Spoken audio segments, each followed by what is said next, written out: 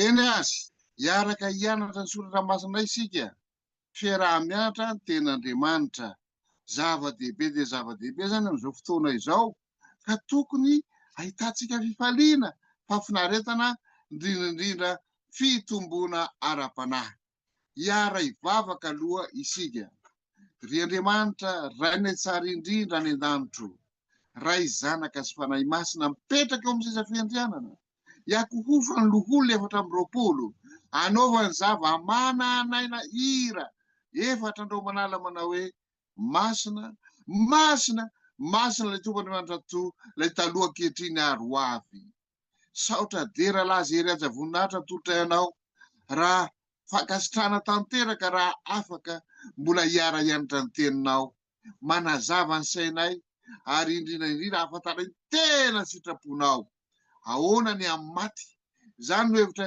ianaranay amin'ity hariva ity koa dia manantena sy mino io zay fa ny fananao masina homba anay tsirairay avy fananao masina hameno anay tsirairay avy fananao masina no hamboatra anay tsirairay avy ka mivokatra fanahy dia fitiavana aoka hifankaty ny ponina rehetra maneran-tany aza velona ho viravray ny devoly satana ny tokantrano ny mpivady ny mpianakavy ny mpiara-miasa ny mpiray fiangonana ny mpiray firenena endy ponina eto amin'izao tontolo izao ity fa mivokatra fanahy dia fitiavana fifaliana fiadanana faharo-po famiram-panahy fanaovan-tsoa fahalevem-panahy fahononam-po fahamarinana fanetretena manantena sy mino azy zahay fo valianao zany fangatahana izany amin'ny anaran'i Jesosy amen. Ahoana ny amin'ny maty inona moa no atao hoe olombelona voalohany zay faharoa inona moa no antsoina hoe olona maty faharoa zay fahatelo mety maty ve ny olona mety maty ve ny olona fahatelo zay ny fomba amelabelantsika ny fahaefatra inona ao amin'ny olona ary no maty ino amin'ny olona ny maty ary fahadimy aiza ireo efa maty ahoana ny aminy ary fahaenina ny ala olana ao amin'ny Kristy ny ala olana ao amin'ny Kristy zay zany hitondratsika an'ity fiaraha-mianatra ny tenin'Andriamanitra ity zavatra tena mampahory mampalahelo andraindray mahakivy sy mahaketraka ny amin'ny maty kanefa amin'ny fianarantsika amin'ny baiboly no ahafantarantsika momba ny maty voalohany ary inona moa no atao hoe olombelona inona atao hoe olombelona ny antsoina hoe olombelona na olona velona dia olona mananaina olona mananaina Korintana voalohany 10:1-10:7 tena zava-dehibe ny fiarahantsika mianatra ny tenin'Andriamanitra vakio ary Korintana voalohany 10:5-7 amin'ny anaran'i Jesosy ary araka izany koa no voasoratra hoe Adama voalohan-dahy natao mananaina Adama farany natao fanahy mahavelona ny olona velona zany dia olona mananaina Adama no olombelona voalohany indrindra ny foron'Andriamanitra mananaina ny foron'Andriamanitra vovoka nampiana fofinaina no manome olona velona vovoka volavolain'Andriamanitra ny tany izy no volavolainy ny vovoka dia nasiany fofinaina dia lasa olona mananaina lasa olona velona âme vivante Genesis 2:7 vakio indray ary Genesis 2:7 ary vovotany no namoronany Jehovah-Andriamanitra ny olona ary nofofony fofinaina mahavelona ny vavorony dia tonga olombelona izy rehefa mamaky ny tantaran'ny fahamoronana isika ny zavatra hafa rehetra dia ny teny fotsiny Andriamanitra avy amin'ny tsy misy dia lasa misy mazava misy abakabaka misy zava-maniry maro samihafa, misy masoandro volana ary kintana, misy biby anaty rano volana amin'ny avakavaka, misy biby mandady sy mikisaka amin'ny tany. Ny teny fotsiny Andriamanitra hoe misia, création ex nihilo, création ex nihilo, avy amin'ny tsy misy manjary zavatra misy. Fa rehefa nanaotsika olombelona izy dia novolavolainy ny tanimanga, dia nasiany fofinaina, dia lasa olombelona. Zay no atao hoe olombelona. Inona kosa no atao hoe olona maty. Zay ny fizarana faharoa. Inona atao hoe olona maty. Genesis toko fahatelo ny faha sivy amby folo. Genesis toko fahatelo ny faha sivy amby folo. Salamo efatra amby zato ny faha sivy amby roapolo. Salamo enina amby efapolo amby zato andiny ny fahaefatra. Vakindray ary Genesis toko fahatelo ny faha sivy amby folo. Salamo efatra amby zato ny faha sivy amby roapolo. Salamo enina amby efapolo amby zato andiny ny fahaefatra. Ny fahatsembohan'ny tavanao no hahazonao hanina mandra-piverinao any amin'ny tany. Fa ny tany no nanalana anao. Fa vovoka ianao ary hiverina ho amin'ny vovoka indray ianao. Salamo efatra amby zato andiny faha sivy amby roapolo. Salamo efatra amby zato andiny faha sivy amby roapolo. Manafina ny tavanao ianao dia raiky tahotra izy. Alainao indray ny ainy dia maty izy, ka mody any amin'ny vovoka nanalana azy. Salamo enina amby efapolo amby zato andiny ny fahaefatra. Salamo enina amby efapolo amby zato andiny ny fahaefatra. Miala ny fofinainy ka miverina ho amin'ny taniny izy, ary amin'izay indrindra no afoana ny fikasany. Rehefa jerentsika zany na dia ireo andininy telo ireo fotsiny azy, dia zao no izy: vovoka esorina ny fofinaina dia lasa olona maty. Vovoka esorina ny fofinaina dia lasa olona maty. Olona na vatana tsy misy aina intsony, zay no atao hoe olona maty. Ny Genesisy toko fahatelo moa dia tantara ny nidiran'ny fahotana. Dia ny ten'Andriamanitra hoe miverina ho vovoka, ary esorina ny fofinaina, miverina ho vovoka, dia lasa olona maty. Zay ary. Ny fahatelo, mety maty ve ny olona? Mety maty ve ny olona? Hitatsika zay. Voalohany, mety maty ny olombelona. Isaia raika amby dimapolo andiny ny faharoa ambin'ny folo. Isaia raika amby dimapolo andiny ny faharoa ambin'ny folo. Izao dia izao no mpampionona anareo. Ko nahoana ianao no dia matahotra ny zanak'olombelona mety maty sy ny zanak'olona hatao tahaka ny ahitra? Olona mety maty.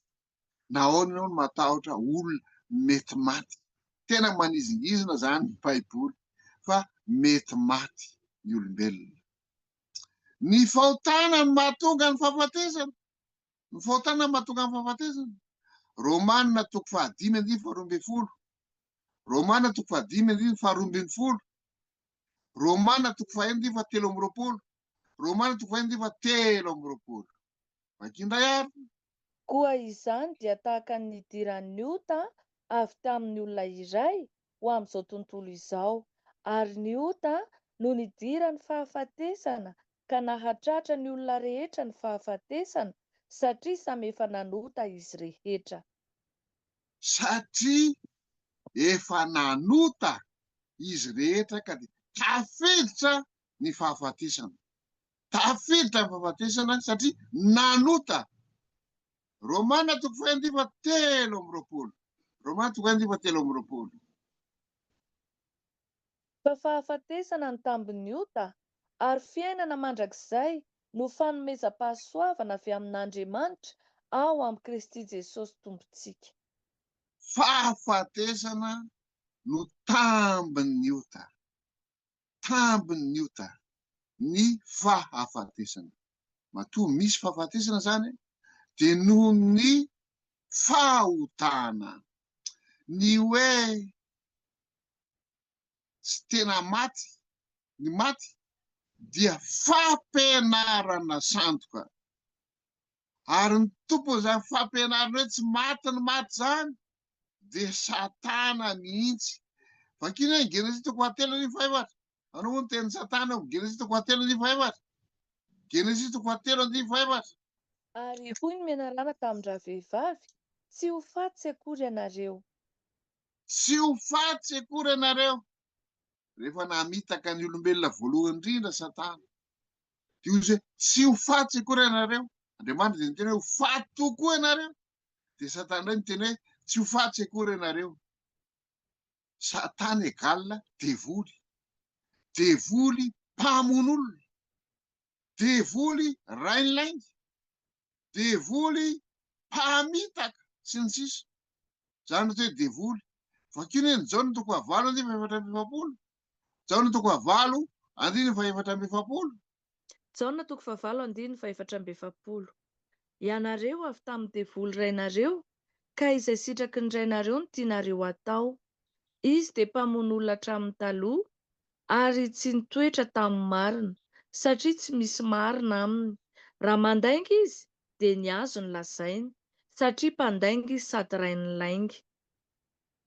Apokalipsy 12:7 eo zany dia voalaza fa mpamono olona ny devoly, mpandainga, rain'ny lainga, mpamitaka. Dia anao koa ny Apokalipsy 12:7. Ary nazera ilay dragona dia ilay menarana ela, izay atao hoe devoly Satana, izay mamitaka izao tontolo izao. Dia nazera tamin'ny tany izy, ary ny anjeliny koa niaraka nazera taminy. Mpandainga, mpamono olona, zay natao hoe Satana devoly. Eny ry havana, Andriamanitra irery ihany no manana ny tsy fahafatesana. Andriamanitra irery ihany no manana ny tsy fahafatesana. Izy irery ihany no tsy mety maty. Timoty 1:9. Timoty 1:9-5:10. Timoty 1:9-5:10. Ny andriana finaritra sady tokana, mpanjakan'ny mpanjaka sy tompon'ny tompo, no aneho izany amin'ny fotoany. Izy ihany no manana ny tsy fahafatesana, mitoetra eo amin'ny mazava tsy azo antonona, izay tsy hitan'ny olona sady tsy hainy jerena. Ho azy ane ny voninahitra sy ny fanjakana mandrakizay. Amen. Satria Andriamanitra tsy mba manota dia tsy mba hiara-ny fahafatesana. Tsy mba hiara-ny fahafatesana. Zay ara ny fizarana fahatelo, fizarana fahaefatra. Inona ao amin'ny olona no maty. Inona ao amin'ny olona no maty. Ezekela 9:20-5. Ezekela 9:20-5. Entro, ahy ny fanahy rehetra, toy ny fanahin'ny dray, dia toy izany koa ny fanahin'ny zanany. Samy ahy ireny, ny fanahy izay manota no faty. Ny fanahy izay manota no faty. Fatesana ny tambon'ny ota, rehefa tafiditra amin'ny fahotana dia tafiditra amin'ny fahafatesana, ary ny fanahy izay manota dia maty avokoa. Romana 5:12. Romana 5:12. Ahoana ozy? Romana 5:12. Koa izany dia tahaka ny idiran'ny ota tamin'ny olona iray eo amin'izao tontolo izao, ary ny ota no nidiran'ny fahafatesana, ka nahatratra ny olona rehetra ny fahafatesana, satria samy efa nanota izy rehetra. Ny fanahy izay atao hoe âme ny teny frantsay, ny fanahy izay atao hoe âme, izany hoe ny maha-olona ny olona no maty. Ny maha-olona ny olona manontolo no maty. Ka ny tena manontolo zany, ny maizy azy manontolo no maty, rehefa maty ny maty. Lioka 12:20-5. Lioka 12:20-5. Lioka 12:20-5. Fitoriteny 12:7. Fitoriteny 12:7.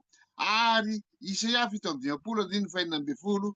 Isaia 7:10. 5:20. Lioka toko 20, 20 dia Eto. ilaza amin'ny fanahiko hoe aho ry fanahy eo manana fananana be voatahiry ho amin'ny taona maro ianao, mitsahary, mihinana, misotro, mifalia. Fa Andriamanitra kosa nanao taminy hoe ry adala, anio alina no alaina aminao ny fanahinao, ka ho aniza izay zavatra noharianao?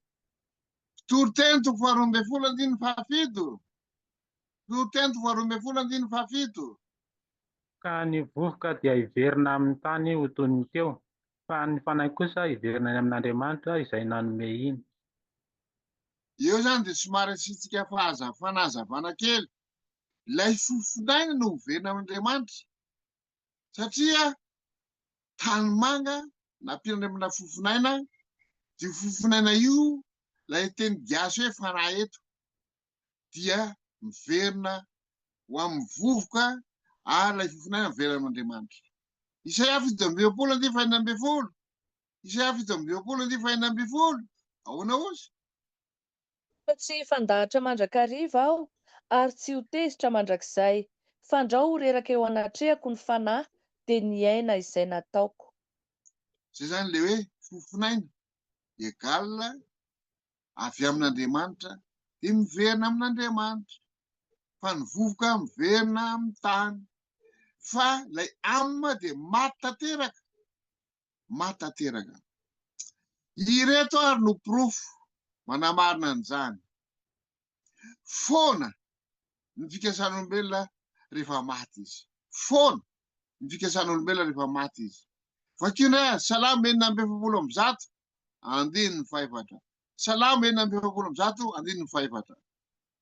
Miala ny fofinainy ka miverina ho amin'ny tany izy, ary amin'izay indrindra no hahafoana ny fikasany. Foana ny fikasany. Tsy mahavita na inona intsony ny maty. Tsy mahefa na inona intsony ny maty. Faharoa, tsy mahalala na inona intsony ny maty. Tsy mahalala na inona intsony ny maty. Toriteny toko 7, 5, dia ny 10. Toriteny toko 7, ny 5 sy ny 10.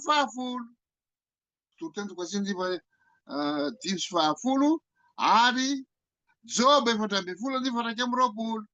Fa fantatry ny velona fa ho faty izy, fa ny maty kosa tsy mba mahalala na inona na inona, ary tsy manana valim-potoana intsony izy, fa adino ny fahatsiarovana azy. 10.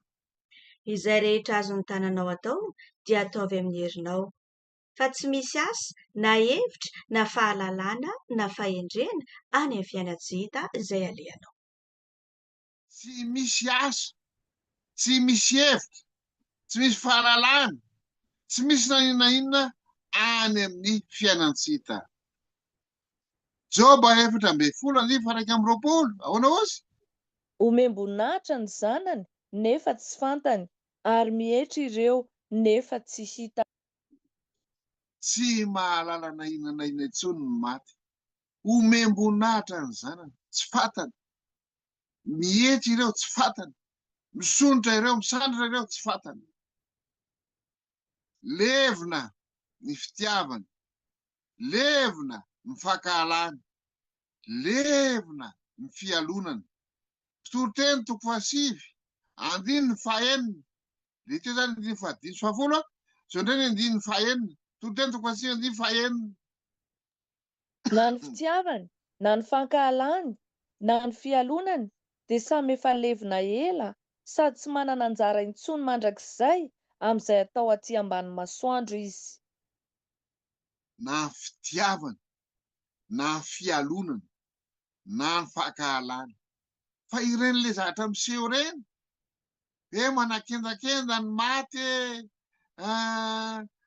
manao zao ny maty. Tsy ny ilay maty reny, fa ny devoly ilay laingy, devoly ilay mpandaingy, devoly ilay rainlaingy, ireny rehetra ireny. Tsy afaka ny hideran'Andriamanitra intsony ny maty. Tsy afaka hideran'Andriamanitra intsony ny maty. Salamo 1:5. Salamo 1:5. Matio 2:20, 2:30. Matio 2:20, 2:30. Salamo 4:15. Fa tsy misy fahatserovana anao any amin'ny fahafatesana, any amin'ny fiainany tsy hita, iza no hideranao. Tsy afaka hideran'Andriamanitra. Resaka fotsiny reny hoe zao fa lay devoly mpamitaka mpandainga rainy lainga, lay devoly izay mpisandoka ireny rehetra ireny. Matio 2:20 fa 2:30. Matio 2:20 2:30. Ahoana ozy? Izao no Andriamanitra Abrahama sy Andriamanitra Isaka ary Andriamanitra Jakoba, Andriamanitra tsy any maty fa any velona. Andriamanitra ho an'ny velona Andriamanitra. Eny azy, tsy mahavita na inana inantsony ny maty. Avetsika ilay mandeha anay mpitoro-teny 7:50. Mpitoro-teny 7:50. Tsy mahavita na inana inantsony ny maty. Reny misehoseho manatanteraka zao reny, devoly, satany, mpamitaka reny. Mpitoro-teny 7:50. Ahoana ozy? Izay rehetra azony tananao atao dia ataovy amin'ny herinao, fa tsy misy asa na hevitra na fahalalana na fahendrena any amin'ny fiaina-tsy-hita izay alehanao. Tsisy ninantsony ny fiaina-tsy-hita izay alehanao, tsy mahavita na inantsony. De ozy angamba ianao hoe ary zany manakendakenda araky ny voalazana sasany reny. Devoly io, satany mamitaka io. Eny azy. Zay ny fizarana fahaefatra hoe ino amin'ny olona moa no maty. Fahadimy zao, aiza ary ireo olona efa maty? Ahoana ny aminy? Ao am-pasana izy. Ny olona efa maty ao am-pasana. Sheol. Zay na atao hoe fiainan-tsy-hita. Sheol. Joba 7:10. 3:7. Defa kitsika io. Joba 7:3. Ary Jaona 2:2. 3:7. Jaona 2:2. 3:7. Aiza reny olona efa maty reny? Ao am-pasana, ao amin'ny Sheol, ao amin'ny fiaina-tsy-hita. Joba 7:3. 7:7. Raha mbola misy ampianaiko dia ny fiaina tsy hita fonenako ihany. Ao amin'ny maizina no amelarako ny fandriako. Ny fasana no natsoiko hoe raiko ianao, ary ny kankana reniko sy anabaviko ianao. Zay zany ny voambaro amin'ny Joba 7:3. 7:7.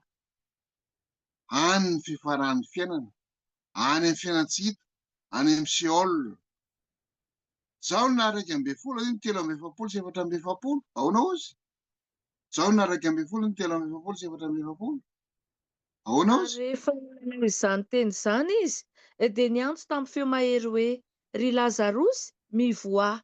Dia nivoaka ny maty, nisy fehipaty ny tanany sy ny tongony, sady voafehy mosara koa ny tavany. Hoy Jesosy tamin'ny olona, mba ao izy ka avelao handeha. Jesosy zany tsy niteny hoe ry Lazarosy midina avy any an-danitra. Satria ny olona mantsy miteny hoe ny maty niakatra any an-danitra. Tsy zay miteny Jesosy. Mivoa izy. Mivoa avy ao am-pasana. Mivoa avy ao am-pasana. Efa trano reny nandevenana ny Lazarosy. Efa maimbo izy. Ka hoy Jesosy hoe mivoa. De mivahana ny tady rehetra teo aminy. I Davida zany, i Daniela, izy ireo de mpaminany, de mbola ao am-pasana mandrak'androany. Vakiny ny Asa Apôstôly 2:7. Asa Apôstôly 2:7. Daniela 12:13. Ry rahalahy, aoka aho mba ilaza aminareo marimarina ny an'i Davida patriarika fa efa maty izy ka nalevina koa, ary ny fasany eto amintsika mandraka androany.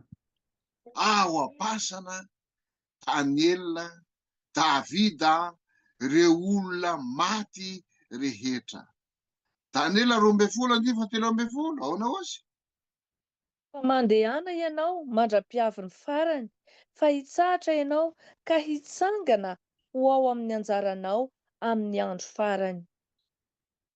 Ao am-pasana, hitsahatra, tsy mahay fa na inona na inona, kanefa hitsangana, miandry ny fitsanganana amin'ny maty, amin'ny fihevian'i Kristy, fandroany efa nianarantsika fihevian'izao Kristy fandroan'ireo lanitra io, miandry izay fitsanganana maty izay, ny olo-masina rehetra, ny olona tsara fanahy rehetra, amin'ny fihevian'i Kristy fandroany eo lanitra, isy fitsanganana fo manokana, na dia ireo nandefina azy aza amin'izay fotoana izay. Fa ny ratsy fanahy dia mbola miandry, zay vao mitsangana amin'ny maty, mbola arivo taona, any aorianany arivo taona vao mitsangana ny ratsy fanahy mitsangana amin'ny maty. Ka dia miandry ny fihevian'i Kristy fandroany zany ny maty rehetra, ary rano ny fampianarana ny amin'ny maty.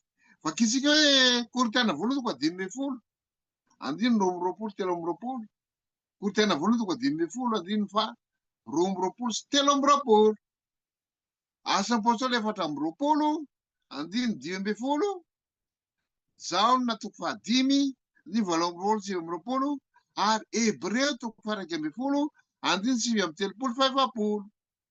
Korintiana voalohany toko 5:20, andiny 2:20 sy 7:20. Fa tahaka ny hafatesan'ny olona rehetra ao amin'ny Adama, no hahaveloman'ny olona rehetra kosa ao amin'ny Kristy, nefa samy amin'ny filaharany avy. Kristy no santatra, rehefa afaka izany dia izay ihany Kristy amin'ny fiaviany.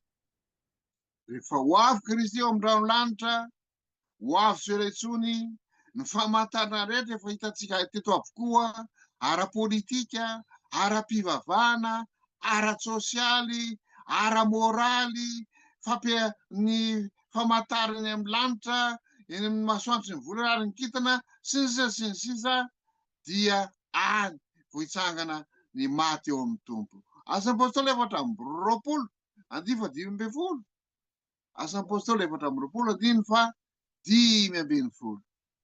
Zaona toko 5, 20, 9:20, Hebreo 1:20, 9:30 sy 1:00. Asan'ny Apôstôly toko 4:20, andiny 5:20, ary manantena amin'Andriamanitra aho, izay antenain'izy ireo koa, fa hisy fitsanganany marina sy ny meloka. Zaona 5, andiny 20, 9:20, Zaona 5, 20, 9:20. Azagaga ny amin'izany fa avy ny andro izay andrenesan'ny olona rehetra any am-pasana ny feony, dia hivoaka izy izay nanao tsara dia ho any amin'ny fitsanganana ho fiainana, fa izay nanao ratsy kosa dia ho any amin'ny fitsanganana ho fanameloana. Hebreo 1:20, 9:30 sy 1:00.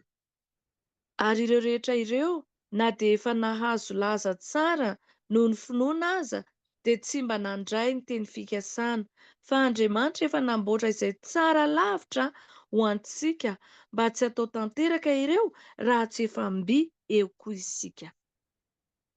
Zay ny fanambarany soratra masina ary ava-malala.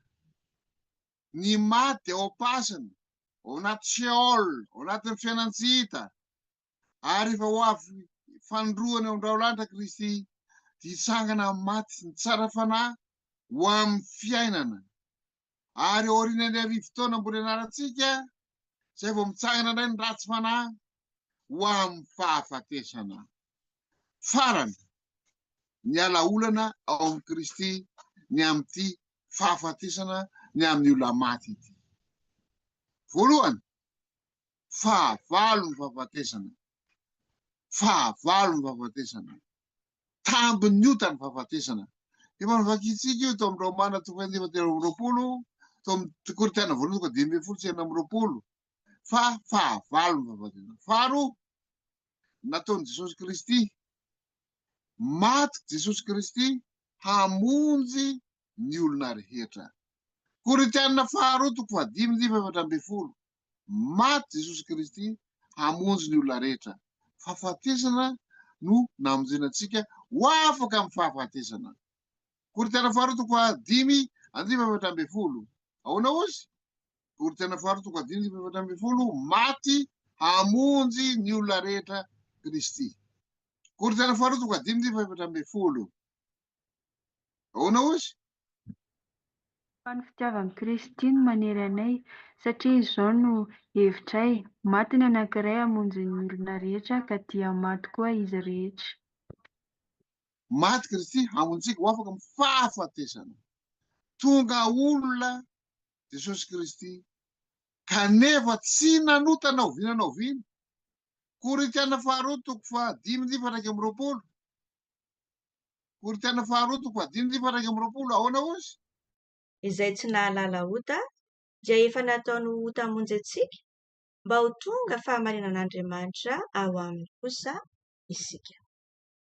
Nanaiky hidina eo amin'ny toeran'ny mpanota Kristy hamonjy antsika ho afaka amin'ny fahotana. Nitondra ny saziny ny ota izy. Nitondra ny saziny ny ota Kristy. Isaia 3:5. Isaia 3:5. Nitondra ny saziny ny ota Kristy. Ahoana ozy?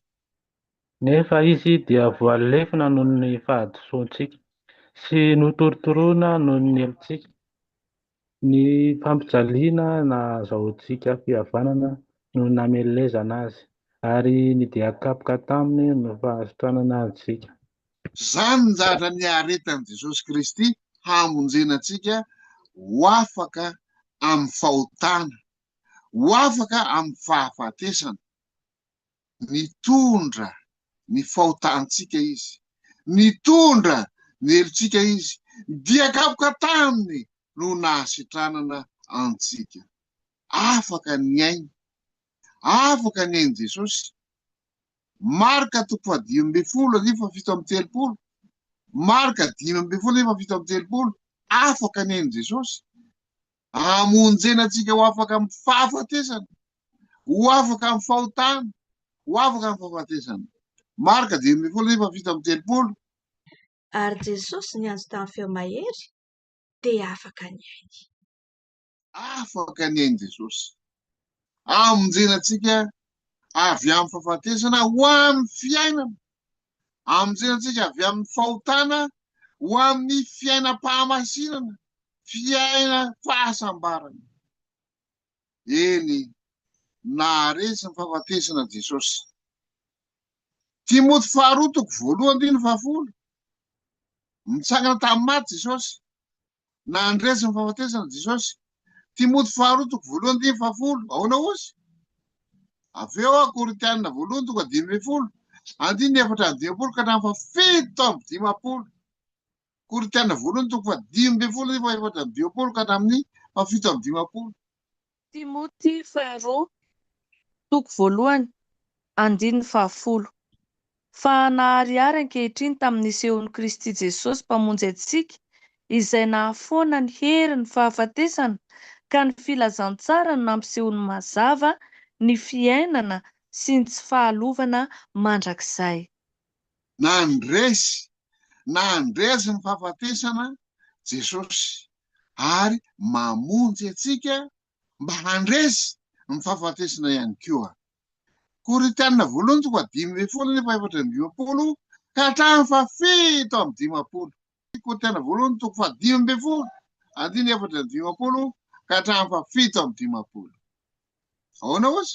Fa rehefa mitafy ny tsy fahalovana ity mety lo ity, ary mitafy ny tsy fahafatesana ity mety maty ity, dia ho tanteraka ny teny voasoratra hoe: ny fahafatesana no resena ka levona. Ry fahafatesanao, aiza ny fandresenao? Ry fahafatesanao, aiza ny fanindronanao? Fa ny ota no fanindrona ny fahafatesana, ary ny lalàna no hery ny ota. Fa isaorana ny Andriamanitra izay manome antsika ny fandresena amin'ny alalan'i Jesosy Kristy Tompontsika. Nandresy ny fahafatesana amin'ny alalan'i Jesosy Kristy, nandresy ny fahafatesana isika. Mila mibebaka manatona azy ary mitoraka eo aminy mba ho tafiany ny akanjo fahamarinany sy ny fipamonjeny isika ka rehefa ho avy eo andro lanitra izy dia andresy ny fahafatesana sy ny fiainany tsy hita isika. Eny ho santatra. Korintena voalohany toko 5:20, Korintena voalohany toko 5:20, Tesaloniana voalohany toko 4:4-4:10, Tesaloniana voalohany toko 4:4-4:10. Ho santatra. Kristy no santatra. Korintiana voalohany toko 5:20-4.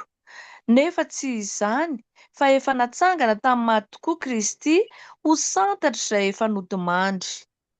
Tesaloniana voalohany toko 4:4-4. Tesaloniana voalohany toko 4:4-4. Nandresy Kristy. Eny ary, bakeo ary. Fa raha inotsika fa efa maty Jesosy sady efa nitsangana indray, dia toy izany koa no hitondran'Andriamanitra izay efa nodimandry tao amin'i Jesosy hiaraka aminy. Nodimandry tao amin'i Jesosy dia handalo fitsanganana amin'ny maty. Rehefa ho avy eo andraony lanitra Jesosy Kristy, hanangana indray ireo olo marina, olona mibebaka, olona tsara fanahy, olona nanaiky an'i Jesosy Kristy ho mpamonjy ny tenany manokana. Izany ny anjaran'i Kristy. Inona kosa ny anjarantsika olombelona? Zao no toko 7:4-3. Zao no toko 7:4-3. Zao no toko 2:5-2. Zao no 2:5-2. Inona no anjarantsika olombelona? Zao na toko 7:4-3. Izay mino ny zanaka manana fiainana mandrakizay, fa izay tsy mino ny zanaka dia tsy ahita fiainana, fa ny fahatezeran'Andriamanitra no mitoetra eo aminy. Mino an Jesosy Kristy. Finoana feno fankatoavana, finoana feno fankatoavana tanteraka, finoana feno fanarahana, finoana feno fifikirana, finoana feno fanatanterahana ny sitrapon'Andriamanitra. Zao na 2:4-5. Ahoana ozy? Zao na 2:4-5. Hoy izy taminy, izao fananganana ny matin'ny fiainana, izay mino ahy na dia maty azy dia ho velona mandrakizay. Mino an Jesosy. Finoana feno fankatoavana, finoana feno fitokisana, finoana feno fiovam-po tanteraka, finoana izay tena manao ny sitrapon'Andriamanitra. Ilaina koa ny mandray an Jesosy amin'ny fomba manokana, mandray ny zanaka. Jaona voalohany toko 5:12-12. Jaona voalohany toko 5:12-12. Izay manana ny zanaka no manana ny fiainana, izay tsy manana ny zanak'Andriamanitra no tsy manana ny fiainana. Manana ny Jesosy. Inona dikan'izany hoe manana ny Jesosy zany? Jesosy no velona ao anaty. Tsy izaho intsony no velona fa Kristy no velona ao anaty. Jesosy no manao ny sitrapo. Jesosy no mitarika ny dia. Jesosy no mampiteny, mampisainy, mampanao ny asa, manao asa ampitiavana, ampifaliana, ampatokina. Jesosy izay manao ny marina tanteraka. Handray ny tsy fahafatesana. Korintiana voalohany toko 5:2-3:20. Ino anjarantsika olombelona koa? Mandray ny tsy fahafatesana. Korintiana voalohany toko 5:2-3:20. Fa vetivety toy ny indray mpimaso, rehefa maneno ny trompetra farany, dia hovahana isika rehetra, fa ho tsofina ny trompetra, ary maty hatsangana tsy ho lo intsony, ary isika hovahana. Fa ity mety lo ity tsy maintsy hitafy ny tsy fahalovana, ary ity mety maty ity tsy maintsy hitafy ny tsy fahafatesana. Resy tanteraka ny fahotana ny amin'ny Jesosy Kristy nanavitra antsika, ny amin'ny rano latsaky ny amin'ny fijaliana, no ny amin'ny fahamarina tafiny antsika, ary hitafy ny tsy fahalovana ty mety loha ity, hitafy ny tsy fahafatesana ty mety maty ity. Zany ny voalazan'ny tenin'Andriamanitra amintsika tsirairay avy. Noho izany dia atoloro an Jesosy ny tenantsika, fa izy ihany no mpamonjy atsika ho afaka amin'ny fahafatesana. Dia ilay fahavalo lehibe araka nampatenain'ny soratra masina hoe izao ny fananana maty sy fiainana, izay mino ahy na dia maty aza dia ho velona indray, ary izay rehetra velona ka mino ahy dia tsy ho faty mandrakizay. Mino va ianao? Mino an'izany va ianao? Zao na 120 zay ny amin'ity fahafatesana ity. Zany hoe ny fampianarana sandoka rehetra dia tsy maintsy ravan'ny tenin'Andriamanitra mandrakariva. Ny maty tsy mahay fanahinana inona. Ny maty dia tsy afaka mampijaly, tsy afaka mitaha.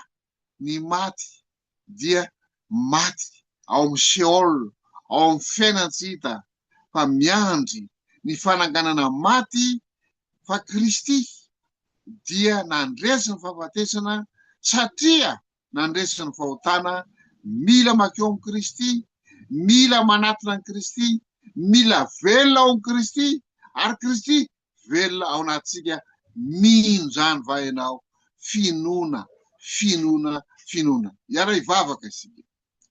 Dia Andriamanitra rainay tsara indrindra any an-danitro, misaotra midera makalaza manome voninahitra, makasitraka tanteraka anao zahay, satria mazava ny fanambarahany soratra masina eo anatrendreo fampianarana sandoka isan-karazany, eo amin'ity resaka maty ty, mahatonga ny malagasy toa ny hoe mamadika satria mitany razana sy ny sisa. Dia tena famitana atao ilay devoly mpandainga mpamitaka rainlainga izany.